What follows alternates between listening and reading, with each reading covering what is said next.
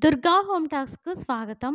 ఈరోజు వీడియోలో శ్రీశైలం వెళ్ళడానికి పొట్టు పొయ్యి మీద అమ్మ చేసిన కారం చుట్టలు ఎలా చేశానో ఈ వీడియోలో మీతో షేర్ చేసుకుంటున్నాను. అర కేజీ శనగబ్యాళ్ళు, అర కేజీ బియ్యం వేసుకొని రెండూ కలుపుకొని మిషన్‌కి పిండి పట్టించుకోవాలి. తగినంత కారం, రుచికి సరిపడా ఉప్పు, పసుపు, వాము వేసి కలుపుకొని తగినన్ని నీళ్లు పోసుకొని కలిపి ఇలా పిండిని గిద్దలోకి వేసుకొని ఆయిల్ వేడి అయ్యాక చుట్టలు వేసుకొని అటు ఇటు తిప్పి కాల్చుకొని పక్కకు తీసుకోవాలి. అమ్మ ఇంకా కాకరకాయ, పులిహోర, ఆలూ ఫ్రై, కారం చుట్టలు అన్నీ చేస్తుంది. ఈ వీడియో నచ్చితే గనక లైక్ చేసి షేర్ చేయండి.